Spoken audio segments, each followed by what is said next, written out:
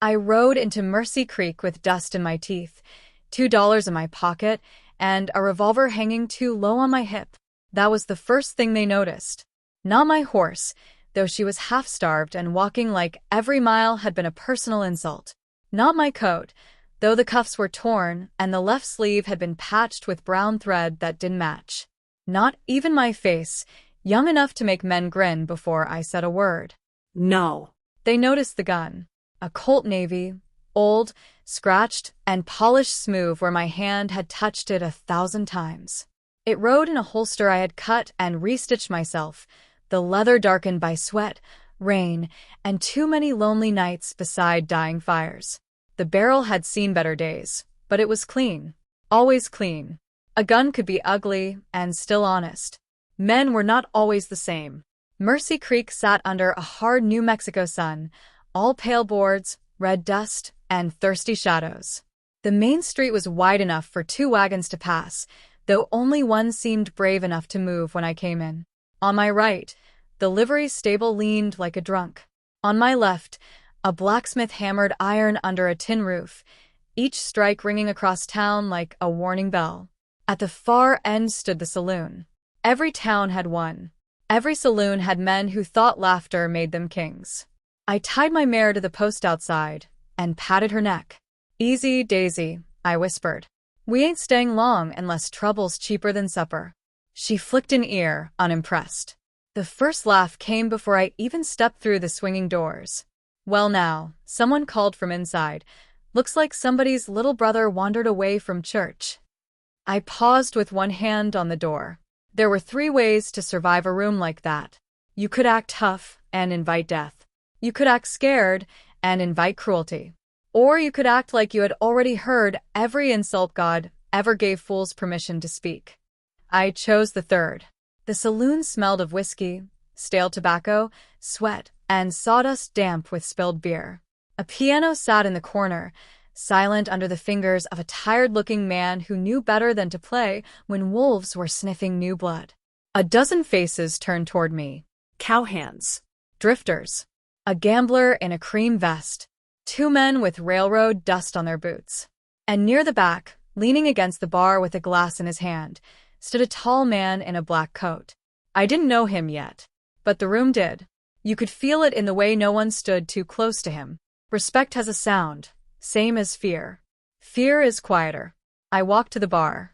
The bartender was a broad man with gray whiskers and eyes that had measured graves before. He looked me over slowly. "Milk's at the general store," he said. A few men chuckled. "Coffee," I said. That earned a louder laugh. "Coffee," said a cowhand at a nearby table. "Boy, this ain't your mama's kitchen." I turned my head just enough to see him. Red beard. Broken nose.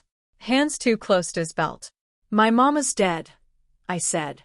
"So, I wouldn't know." The laughter thinned. Not gone. Just thinner. The bartender's expression changed a little. Not kindness. Not pity.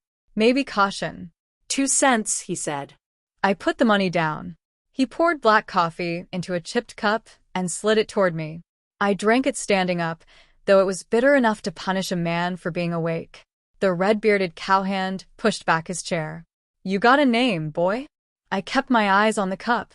"Eli Mercer." "Eli Mercer," he repeated, making it sound smaller than it was. "You hear that, boys? Eli Mercer's come to town with a war cannon on his hip."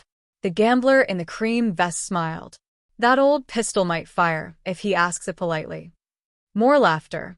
I had learned years ago that most men don't laugh because something is funny. They laugh to see if others will join them.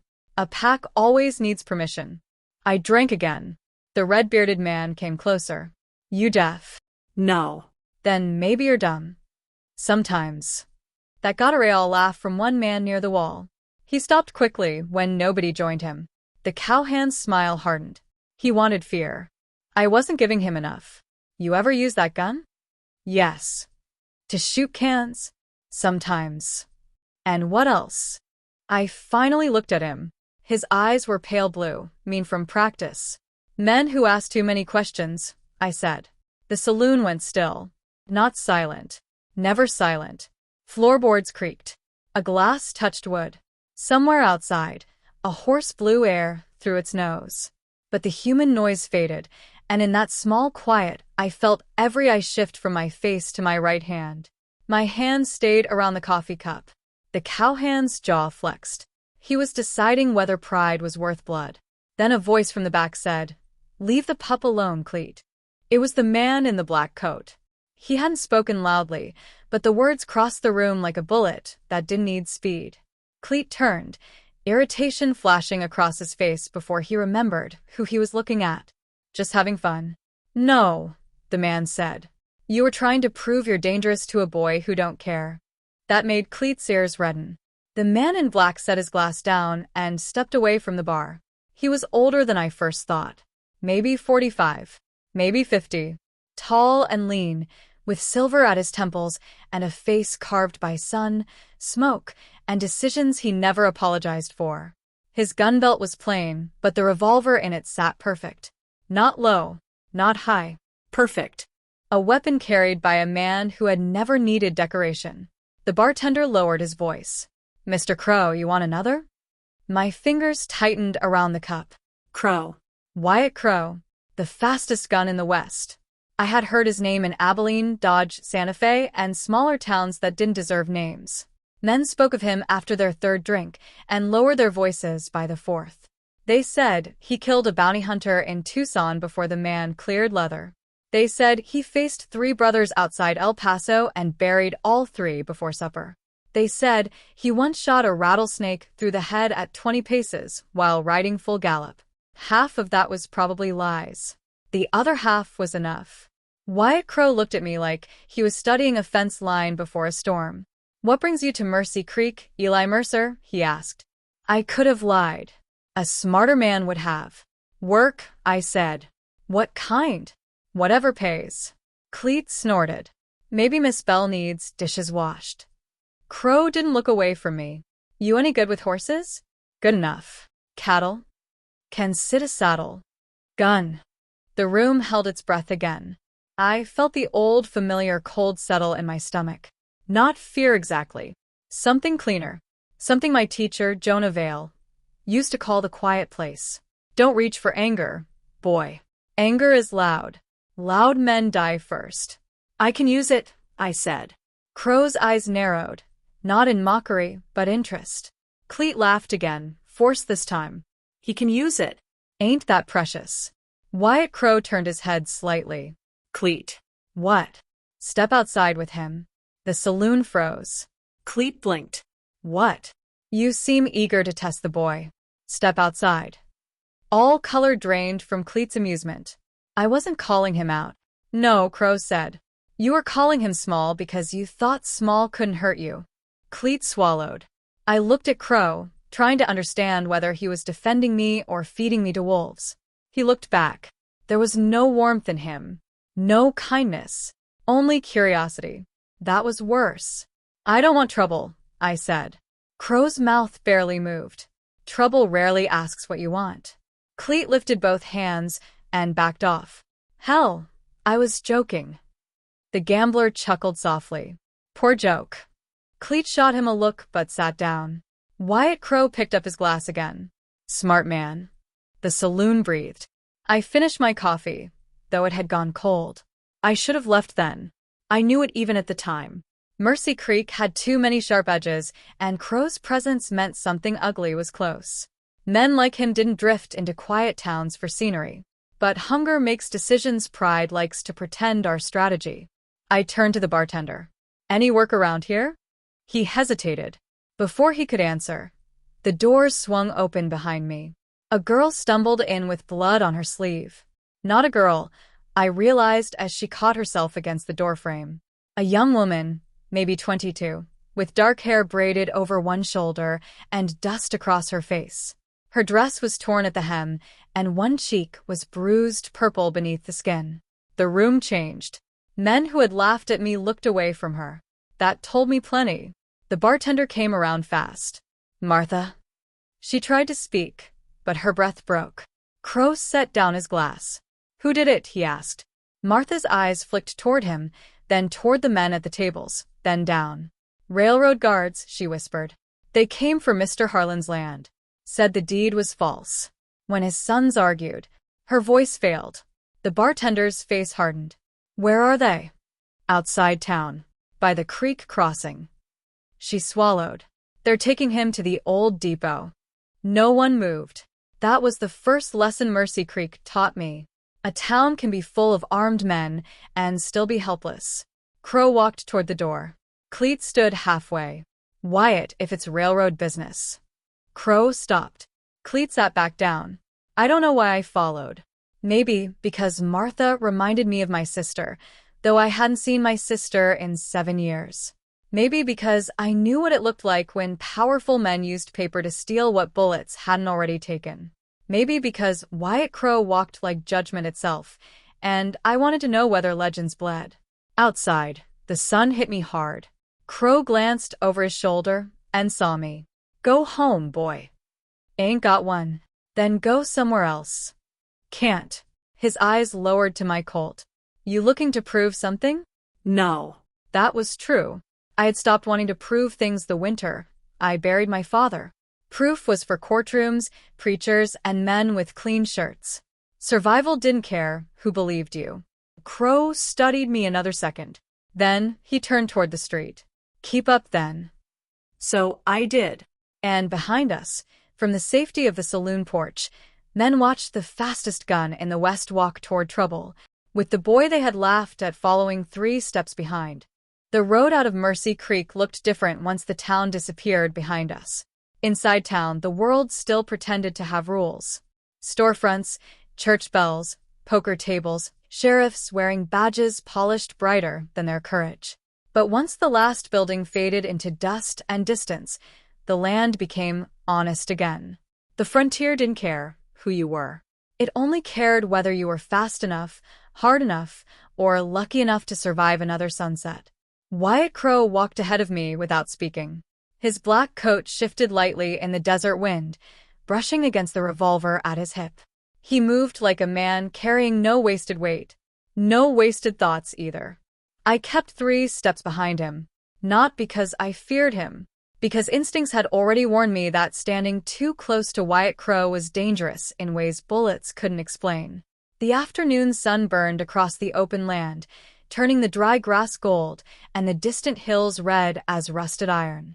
Somewhere far off, a hawk cried into the empty sky. Crow finally spoke without turning around. You always follow strangers into gunfights? Only the famous ones. That earned the faintest shadow of a smile. Careful, he said. Smart mouths usually die young. I've noticed loud mouths die faster. He glanced back at me then, just briefly, but it felt like being weighed on a scale I couldn't see. You trained, he asked. A little. By who? A man named Jonah Vale. Crow stopped walking. Not long. Just enough. When he turned, something in his expression had changed. Jonah Vale's dead.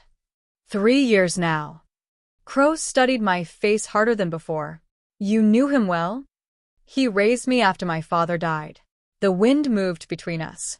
Most men in the West had heard of Jonah Vale, though not many spoke his name anymore.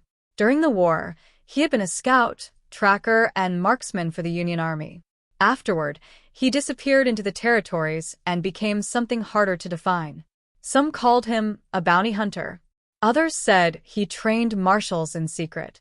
Jonah called himself tired. Crow looked ahead again and started walking. That old bastard still cheat at cards? He asked. All the time. That made him laugh softly under his breath. First real human sound I'd heard from him. You shoot like him? Crow asked. No. Good. I frowned. Why's that? Jonah shot to survive.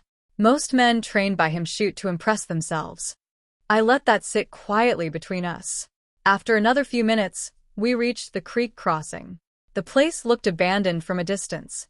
Just an old freight path cutting through low ground near the water, bordered by cottonwood trees and broken fence posts. But the moment we got close, I saw movement. Horses. 5 of them. Railroad guards. 1 wagon. And trouble. 2 armed men stood near the wagon smoking cigarettes. Another leaned against a tree with a shotgun resting across his chest. The last two were beside an older rancher kneeling in the dirt with blood running down the side of his face. Mr. Harlan. Even from a distance, I could see he'd already been beaten. A younger man lay nearby unmoving. Probably one of his sons. My stomach tightened. Crow kept walking straight toward them. No hurry. No fear. Just certainty. One of the guards noticed us first. "Well now," he called, spitting tobacco into the dust. "Looks like company." The others turned. I recognized the look immediately. The relaxed cruelty of men holding power they didn't deserve.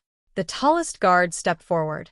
He wore a gray vest stretched tight across his stomach and carried twin revolvers with silver handles polished bright enough to announce vanity from 50 yards away. "You lost, old man?" he asked Crow. Crow stopped about 15 feet away. No. The guard's eyes shifted toward me. Then he laughed. "Hell, did you bring your son?" The others chuckled. I stayed quiet. Jonah used to tell me something every evening during shooting practice. If a man's laughing, he ain't watching your hands. The tall guard pointed toward the road. "Railroad business. Move along." Mr. Harlan tried to lift his head. "They're thieves," he rasped. One guard kicked him in the ribs. "Shut him up," another muttered. My right hand twitched near my revolver. Crow noticed. Without looking at me, he spoke quietly. "Not yet." The tall guard sighed dramatically. "Listen, old-timer. We got legal documents stating this land belongs to the Western Continental Railroad Company now." "Funny," Crow said calmly. "Most legal papers don't require shotguns." A few guards shifted uneasily. One of them finally recognized him. I saw the exact moment it happened. His posture changed first. Then his face. Then the cigarette slipped from his fingers. "Wait," he muttered. "That's Crow." Silence hit the crossing hard. The tall guard looked annoyed. Who? The nervous guard swallowed. "Wyatt Crow." That changed everything. Even the horses seemed quieter. The tall guard tried to recover his confidence, but it came back thinner than before. "Don't matter who he is." "It should," the nervous one whispered. Crow's eyes stayed cold.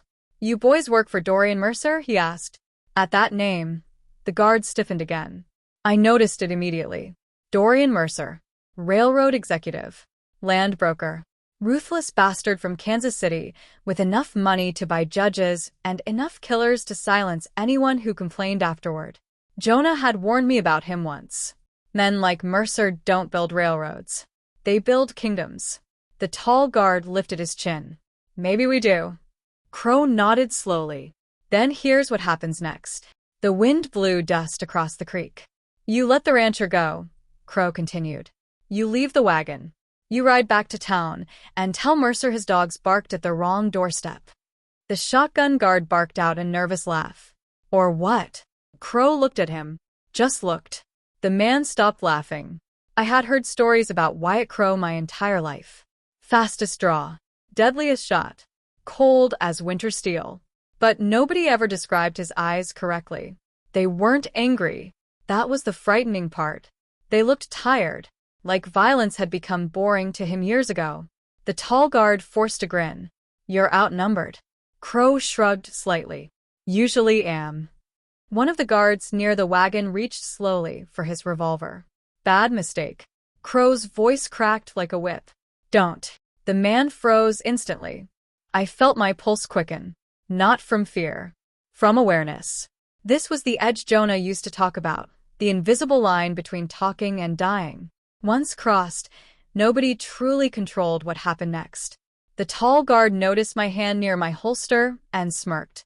"What about the kid?" he asked Crow. "He here to learn?" Crow answered without hesitation. No. "He's here because he's too stubborn to stay alive." A couple guards laughed weakly. I didn't, because deep down, I suspected he meant it. The tall guard sighed dramatically again and spread his hands. "Look, Crow. Nobody wants trouble here."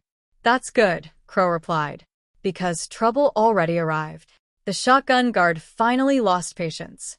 "You ain't lawmen," he snapped. "You got no authority here." Crow tilted his head slightly. "Authorities just fear wearing a clean shirt." The nervous guard took a step backward. He wanted out. I could see it. Men about to fight Wyatt Crow usually looked dangerous from far away. Up close, they mostly looked trapped. Then everything shattered. Mr. Harlan's wounded son suddenly groaned beside the wagon. Alive. The nearest guard spun toward him instinctively. At the same time, the shotgun guard panicked and started raising his weapon. And the world slowed down. I didn't think. Didn't breathe. Didn't hesitate. Jonah's voice echoed inside my skull. Smooth. Quiet. Fast. My revolver cleared leather. The shotgun fired first. Boom.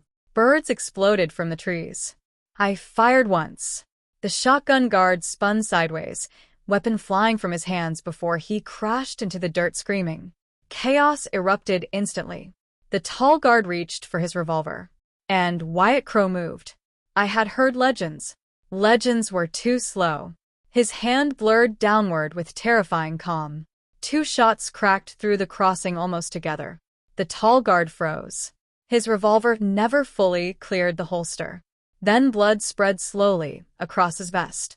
The remaining guards staggered backward in shock. One dropped his pistol entirely.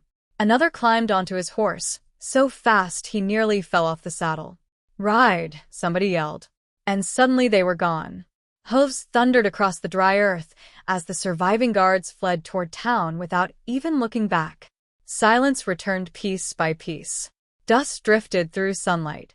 The wounded shotgun guard whimpered in the dirt, holding his bleeding shoulder. Wyatt Crow slowly reholstered his revolver, like the entire thing had cost him nothing at all.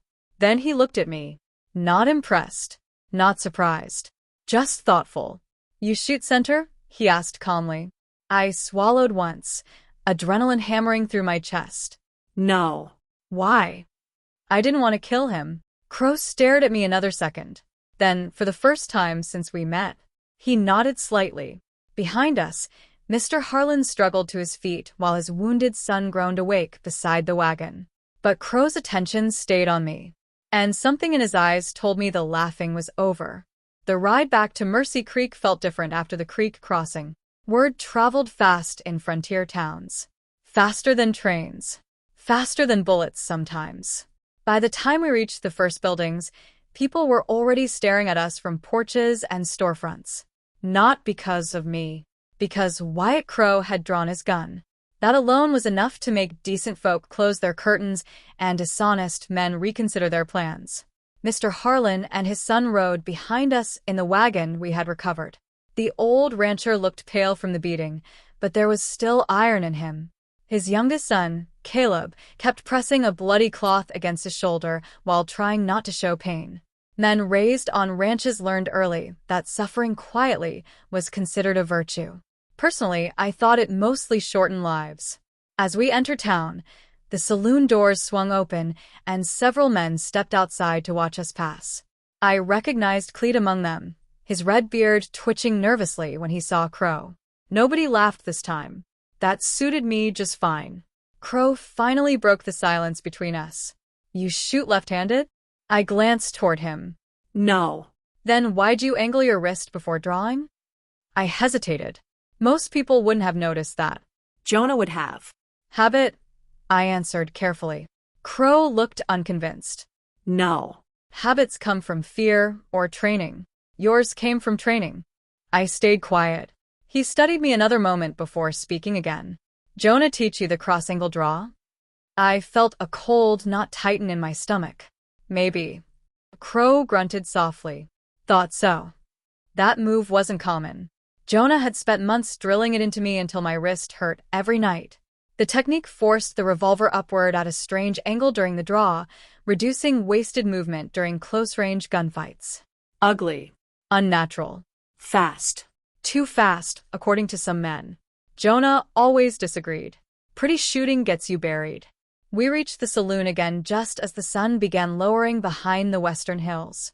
The orange light stretched across Mercy Creek like fire melting over the dirt road. Crow dismounted first. "Get the rancher to Doc Bennett," he said to me. I got business." I already knew what kind.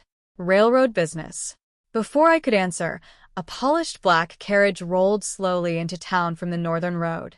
Everything changed the moment it appeared. Store owners stopped talking.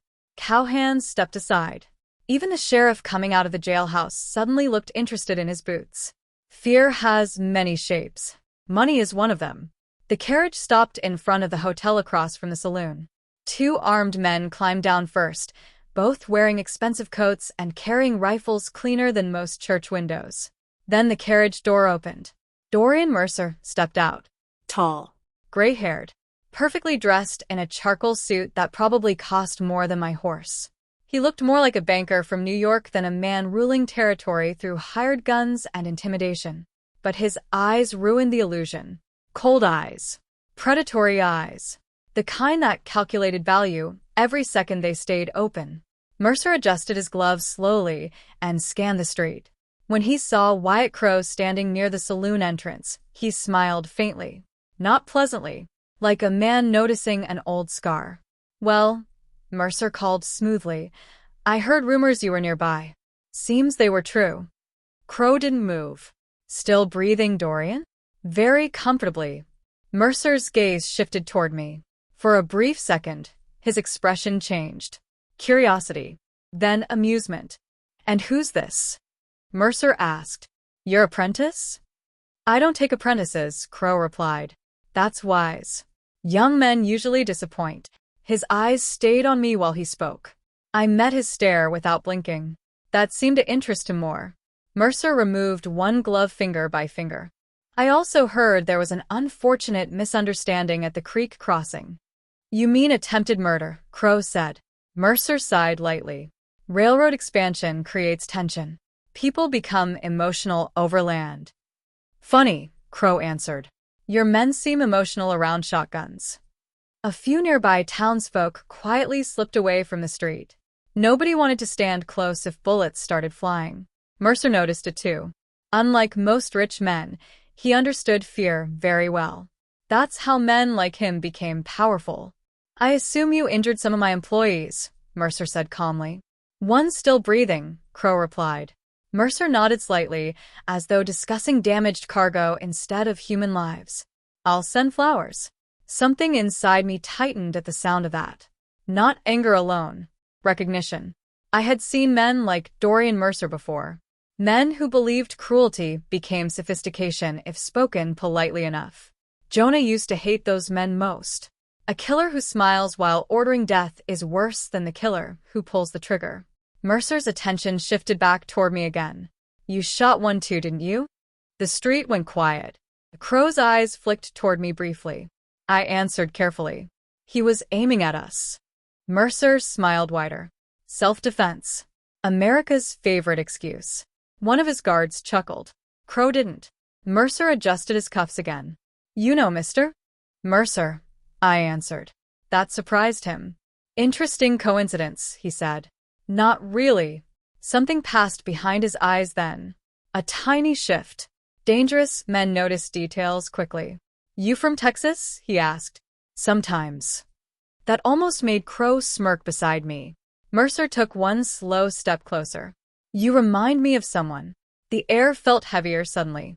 I didn't answer, because deep down, I already suspected the same thing. Mercer studied my face harder now. The jawline. The eyes. The name. Then realization quietly settled over him like dust. "Well," he said softly. "Now, that is interesting."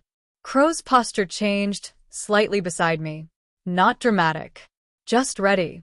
Mercer noticed that too. "You know who the boy is?" he asked Crowe. "I know enough." Mercer looked genuinely amused now. Apparently not. He turned his full attention toward me. "Your father worked for me once." My heartbeat slowed instead of quickened. Jonah trained me that way. Fear speeds up men who want to survive. Coldness steadies men prepared for violence. "My father hated you," I said. Mercer smiled thinly. "Your father lacked ambition. He died because of you." Several townspeople nearby immediately backed farther away. Nobody wanted to stand near conversations like this. Mercer's expression barely changed. "Your father died because he made accusations he couldn't prove." I stepped forward before I realized it. Crowe's voice came low beside me. Easy. But Mercer saw it. And he enjoyed it. "Yes," Mercer continued softly. I remember now. Thomas Mercer's boy. The name hit me harder than expected. I hadn't heard my father's full name spoken aloud in years. Thomas Mercer. Former railroad accountant. Whistleblower. Dead man. Official reports claimed bandits killed him during travel south of Amarillo. Jonah never believed it. Neither did I. Mercer tilted his head slightly. You have his eyes. I felt my hand drifting closer to my revolver. Crow noticed instantly. So did Mercer's guards. The entire street seemed to freeze. Mercer smiled calmly. Careful, son. Drawing on me in broad daylight would end poorly. For who? One guard immediately raised his rifle slightly. Crow moved half a step forward. That alone stopped the man cold. Mercer sighed again, almost disappointed. You know, he said to Crow, I always wondered when the past would come riding back. Crow answered quietly. The past usually carries a gun. For the first time, Mercer's smile weakened slightly. Only slightly, but enough for me to see it. He was not afraid of me. Not yet. But Wyatt Crow standing beside me complicated things. Mercer adjusted his coat one final time. This town belongs to the railroad now, he said calmly. Progress always arrives eventually. Then his eyes locked onto mine. And boys chasing revenge usually die before understanding how small they truly are. He turned and climbed back into the carriage. His guards followed immediately. The horses started moving again, carrying him toward the hotel at the far end of town. Only when the carriage disappeared did the street begin breathing again. Crow lit a cigarette without speaking. I stared after Mercer with my jaw clenched tight enough to hurt. He killed my father, I muttered. Probably. I looked at him sharply. Probably. Crow exhaled smoke slowly. Men like Mercer rarely pull triggers themselves. That ain't an answer. No, Crow said quietly. It's reality. I hated how calm he sounded. Jonah said the railroad hired gunmen. Likely true. Then why is Mercer still alive? Crow finally looked directly at me. And there was something heavy in his eyes now. Not fear. Memory. Because revenge sounds simpler to young men than it really is. The sun dipped lower behind the town, casting long shadows across the street. Inside those shadows, Mercy Creek suddenly felt much more dangerous than before. Because now Dorian Mercer knew exactly who I was. And worse, he knew why I had come west. That night, Mercy Creek stopped pretending to be peaceful. You could feel it in the air. Towns like that always sensed violence before it arrived. Dogs barked for no reason. Windows closed earlier than usual. Men walked faster between buildings with one hand hovering near their coats. Fear spreads quietly in small towns, especially when powerful men start circling each other.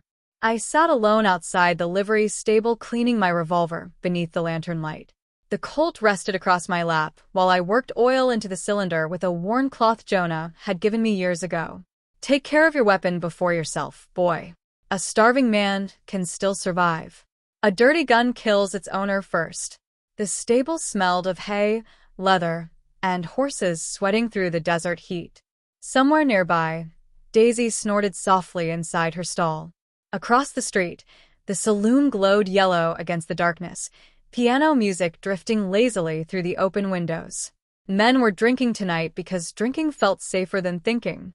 I understood that feeling. My hands stayed steady while cleaning the revolver, but inside my chest, old memories kept clawing upward. My father collapsing beside his desk. Blood across account papers. Jonah dragging me out the back door before the killers returned. Run now. Hate later. I heard boots approaching through the dirt before I looked up. Wyatt Crow stepped into the lantern light holding a bottle and 2 glasses. Thought you didn't drink coffee after sunset, he said. I don't. This ain't coffee. He handed me 1 glass anyway. Whiskey burned down my throat like liquid fire. Crow leaned against the stable post beside me, silent for a while. You knew my father? I finally asked. A little. What was he like? Crow stared toward the saloon across the street before answering. Too honest. That almost made me laugh. Almost. He really uncover something? Yes.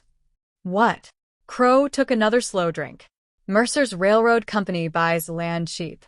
When people refuse to sell, accidents happen. I figured that much. You figured wrong, Crow replied quietly. I frowned. He lowered the glass. The railroad ain't just stealing ranches, Mercer's moving weapons through the territory. That got my full attention. Weapons. Army rifles. Ammunition. Crates disappearing from military shipments back east. Crow's eyes narrowed slightly. Your father found proof somebody high up was helping him. A cold feeling spread through my stomach. That was bigger than land disputes. Bigger than Mercy Creek. Who? I asked. Crow shook his head once. Never found out. And my father died before he could expose it. Yes. The night wind moved dust across the street between us. I stared down at my revolver again. For years I had imagined the men responsible for my father's death as faceless killers hiding in shadows. Simple targets. Easy villains. Reality felt uglier now. Powerful men rarely dirted their own hands. That why you're here? I asked Crow. To stop Mercer? Crow laughed softly to himself. No. Then why? His expression darkened slightly beneath the lantern glow. Because Mercer hired a gunman. Something in his tone changed the air instantly. Even the horses inside the stable shifted restlessly. Who? I asked carefully. Crow looked out toward the dark end of town. Silas Kane. I had heard that name before. Everybody had. Silas Kane wasn't just dangerous. He was infamous. Former Confederate scout turned hired killer. A man known for ambushes, knife work, and leaving entire camps dead before sunrise. Jonah once described him as a snake clever enough to hate mirrors. They say Kane killed 12 men in Abilene, I muttered. Crow took another drink. Closer to 20. Why'd Mercer hire him? For me. The words settled heavily between us. Then footsteps interrupted the silence. Fast footsteps. Sheriff Wallace appeared from the shadows near the jailhouse, sweating hard despite the cool night air. He was a thick-bodied man with tired eyes and a mustache struggling to look authoritative. Crow, he hissed urgently. You need to come now. Crow barely moved. What happened? The sheriff looked around nervously before lowering his voice. Another ranch burned. My stomach tightened. Which one? Crow asked. Henderson Place. Anybody hurt? The sheriff hesitated. That told us enough already. A woman and her husband, he admitted quietly. Boy survived. Crow's jaw hardened slightly. Mercer's men? I asked. Sheriff Wallace looked miserable. Nobody saw faces. Crow snorted softly. Convenient. The sheriff wiped sweat from his forehead. Listen, folks are scared. Half the town thinks war's coming. Crow finished the whiskey and handed back the glass. War already came, he said. We rode out within minutes. The Henderson Ranch sat nearly 2 miles outside Mercy Creek, surrounded by open land and scattered fencing blackened by firelight. Or what remained of it. Flames still crawled through parts of the collapsed barn when we arrived.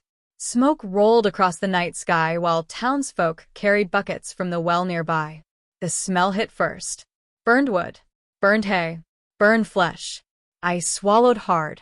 A young boy sat wrapped in a blanket near the wagon, staring blankly at the ruins while Doc Bennett checked his burns. He couldn't have been older than 10. Crow dismounted silently beside me.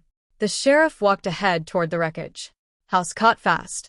Too fast. Crow crouched near the ground beside the porch remains.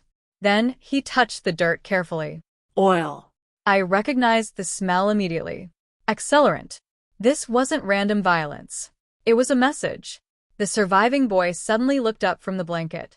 His eyes locked onto Crow instantly. They asked for you, he whispered. Everything stopped. Crow slowly stood. What did they say? The boy trembled violently. Said tell Wyatt Crow the railroad's tired of waiting. Nearby townsfolk exchanged frightened looks. Nobody spoke. Nobody needed to. Mercer had officially declared war. Then I noticed something near the burned fence line. Movement. A shadow slipping behind the trees. Instinct took over. I drew my revolver immediately and moved. Eli. Crow barked behind me. Too late. I sprinted through the smoke toward the fence, while boots pounded dirt beneath me. The shadow moved fast between the trees ahead. A rider. Horse already waiting. I raised my revolver. Stop. The figure glanced back once. Moonlight caught part of his face. Scar across the cheek. Gray hat. Cold eyes. Then gunfire exploded. Bang. The shot ripped past my shoulder close enough to tear fabric from my sleeve. I fired back instantly. My bullet shattered bark inches from the rider's head as he mounted the horse in one smooth motion. Another shot came from deeper in the trees. Then another. Ambush. I dove sideways behind a fallen log as bullets hammered wood around me. Voices echoed through the darkness. Kill the kid. Crow wants him alive. Hoofbeats thundered suddenly nearby. Wyatt Crow burst through the smoke on horseback like something pulled from nightmare stories, revolver already firing. Bang. One hidden shooter screamed. Bang. Another body crashed through brush somewhere to my left. The attackers scattered instantly. Fast. Professional. Not drunken railroad guards this time. Real killers. Crow reached down from the saddle and grabbed my coat collar hard enough to nearly yank me off the ground. Move. We rode back toward the ranch while bullets cracked through the darkness behind us. Townsfolk screamed and scattered for cover. The sheriff dragged the surviving boy behind the wagon. Then silence returned almost as suddenly as it had broken. The riders were gone, vanished into the night. Crow dismounted slowly, eyes scanning the darkness around the ranch. I could hear my own heartbeat hammering inside my skull. You see him? Crow asked. The scarred one. Crow nodded once. Yes. His expression hardened. That was Kane. The night suddenly felt colder. I looked toward the dark hills surrounding Mercy Creek. Somewhere out there, Silas Kane and Mercer's hired gunmen were watching us. Waiting. Hunting. And for the first time since arriving in town, I realized Wyatt Crow might actually lose this war. By sunrise, Mercy Creek looked like a town waiting for a funeral. Smoke still drifted from the burned Henderson Ranch in the distance, dark streaks staining the pale morning sky. Nobody spoke much as wagons rolled slowly through the streets. Men kept checking the horizon. Women hurried children indoors whenever horses approached. Fear had settled over the town completely now. And fear changes people. Cowards become cruel. Good men become quiet. And violent men start believing they're invincible. I sat outside the sheriff's office sharpening my knife against a whetstone while Sheriff Wallace paced nearby like a man trapped inside his own bad decisions. You should leave town, he muttered for the 5th time. You already said that. I meant it every time. I kept sharpening. The steady scrape of steel helped calm my thoughts. Crow had disappeared before dawn without explanation. That bothered me more than I wanted to admit. For the past few days, his presence had felt like standing beside a storm, dangerous, unpredictable, but powerful enough to keep worse things away. Without him around, Mercy Creek suddenly felt exposed. Sheriff Wallace stopped pacing long enough to light a cigarette with shaking hands. You know Mercer's got judges bought all the way to Santa Fe? He said quietly. Men vanish trying to fight people like him. My father tried, and he died. I looked up slowly. The sheriff instantly regretted saying it. But truth usually arrives ugly. That's supposed to scare me? I asked. It's supposed to keep you alive. Before I could answer, hoofbeats thundered into town. Fast. Everyone on the street turned at once. A rider burst through the northern road covered in dust and sweat, horse nearly collapsing beneath him. I recognized him immediately, Caleb Harlan, the rancher's wounded son. He barely slowed before shouting. They got Crow. Everything inside me went cold. I stood so fast the chair behind me tipped over. Where? Old Mining Pass. Caleb gasped.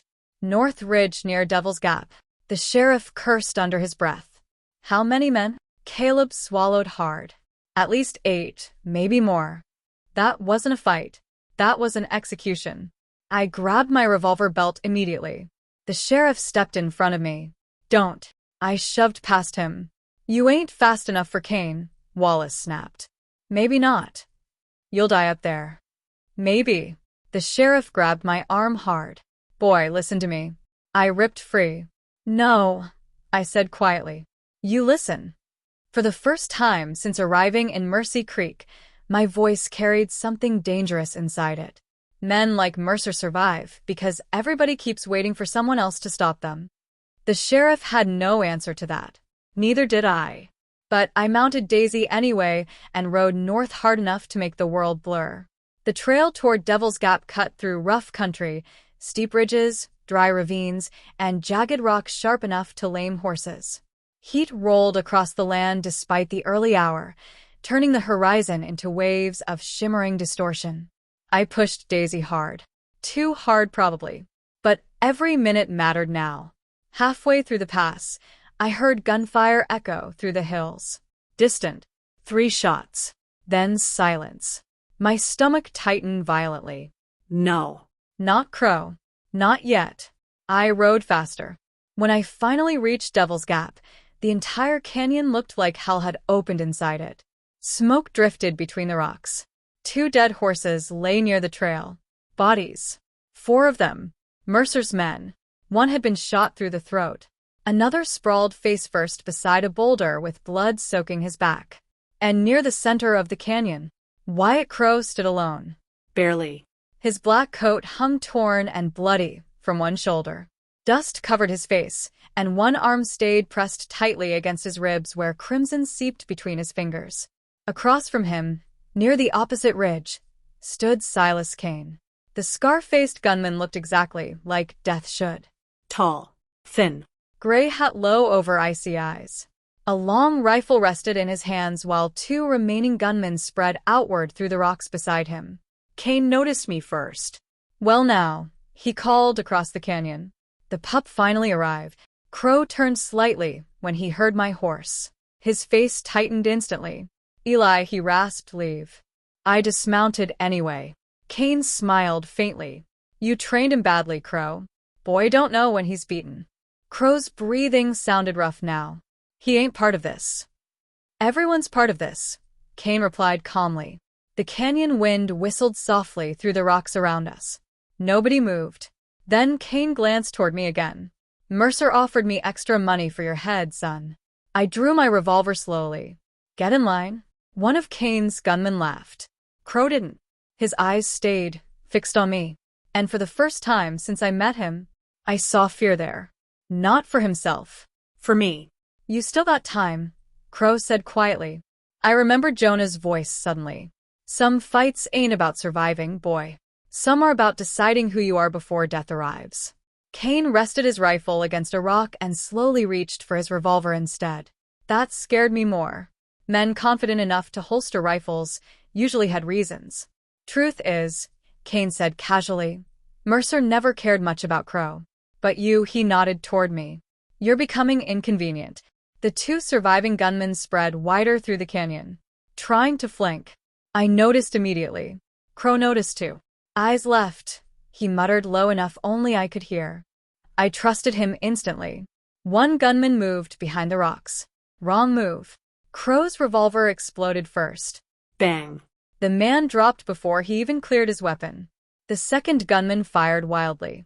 I turned and shot twice. My first bullet missed. The second struck his chest. He collapsed backward into the dust. Then it was only us. Me. Crow. Kane. The canyon fell silent except for wind and ragged breathing. Kane looked almost disappointed. Well, he muttered, guess we're finally here. Crow stepped slightly forward despite the blood soaking his coat. No tricks this time, Silas. Kane smiled faintly. Never needed tricks for you. I could feel tension tightening across the canyon like wire ready to snap. This was it. 2 legends standing across from each other beneath the desert sun. The fastest gun in the West, and the man hired to finally kill him. Kane's hand hovered near his revolver. Crow's breathing slowed. Everything around us seemed to disappear. No wind. No horses. No sound. Just waiting. Then Kane moved. Fast. Terrifyingly fast. But Wyatt Crow moved first. 2 gunshots shattered the canyon together. Kane jerked violently backward. At the same instant, Crow staggered. Blood burst across his chest. Silence crashed over Devil's Gap. Kane collapsed dead into the dust. The fastest gun in the West remained standing for one long second. Then his revolver slipped from his hand, and Wyatt Crow fell to his knees. "No," I whispered. I ran to him immediately, dropping beside him in the dirt. Blood soaked through my hands as I caught him. Too much blood. Way too much. Crow coughed once, grimacing faintly. "Damn, hate getting shot." I almost laughed despite everything. Almost.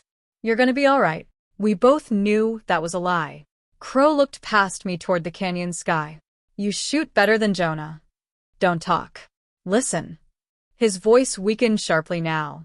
"Mercer's scared of you." Good. Crow's eyes shifted toward me again. "That's why you might actually beat him." His breathing became shallow. I gripped his shoulder harder. "You can tell me how after we get out of here." Crow smiled faintly. Tired. Peaceful. Like a man finally setting down something heavy. "No one took you seriously," he whispered. The canyon wind moved softly around us. Then his eyes unfocused slightly. And the fastest gun in the West fell silent. For a long time, I just knelt there beside him beneath the burning desert sun. Not speaking. Not moving.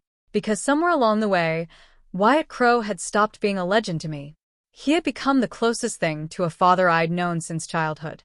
And now he was gone. The wind carried dust across Devil's Gap while far away, beyond the ridges and railroad lines, Dorian Mercer still breathed. I slowly picked up Crow's revolver from the dirt. Heavy. Cold. Honest. Then I stood. And for the first time in my life, I understood why men feared legends.